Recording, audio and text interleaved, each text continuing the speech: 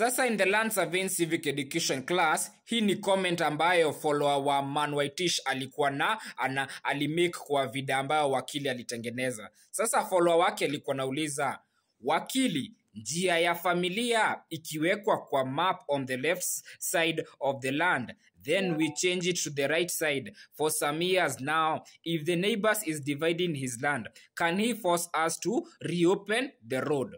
Sasa wafuasi iko hivi, wakati uko na eka zako 5, the first thing surveyor anakujanga kwa ground, anaconfirmingi that what is in the map and what is in the title deed, area na acreage na dimension zinaambatana. Kutoka hapo surveyor huwa anachukua the 4 corner beacons alafu anachora sketch. Sasa akichora sketch, atachora depending na client vyenye anataka proposal yake. Sasa client ndio atasuggest on the left side waeke barabara. Kutoka hapo the step number 2, physical planner ama urban planner ata-approve ile sketch plan ili ikuwe subdivision scheme.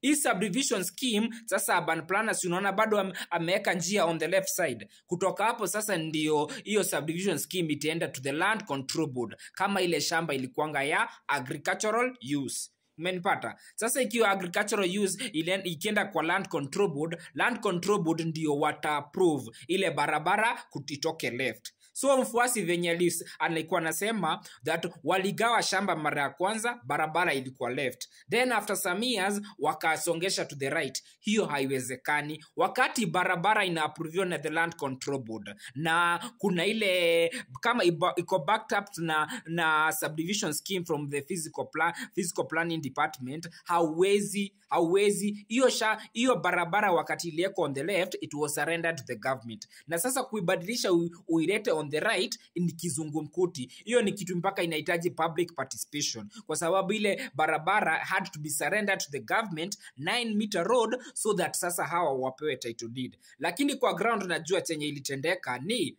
this would be the case scenario. Sasa they hired a quack. Wakati walihire a quack ama walihire pia surveyor wao, wakati surveyor alitoa barabara on the left, those approvals haikuapproviwa na the land control board. Either land control board walipeana amendment, maybe barabara haikuwa 9 meter, or one reason it haikuapproviwa. Sasa wakati haikuapproviwa, hiyo surveyor na akaenda. Sasa ndio later baadaye walipata surveyor mwingine ambaye alitoa shamba yao bado iko intact. So isipoapproviwa bado shamba yao subdivision scheme haijaimplementiwa. Kumbuka subdivision scheme, surveyor hawezi kuja kuweka beacons kwa ground without consent ya land control board, ama kama ni cadastral survey approvals, kuna necessary approvals ili surveyor kuja yake kwa ground. So wakati surveyor wa kwanza project haikupita, sasa ndio walilipa baadaye mwingine akakuja kagawa on the right side. Na sasa in that dynamic, your neighbors hawezi kuja kusema that because mara ya kwanza mlikuwa imesuggestiwa kuja on the left, hiyo ilikuanga tu suggestion.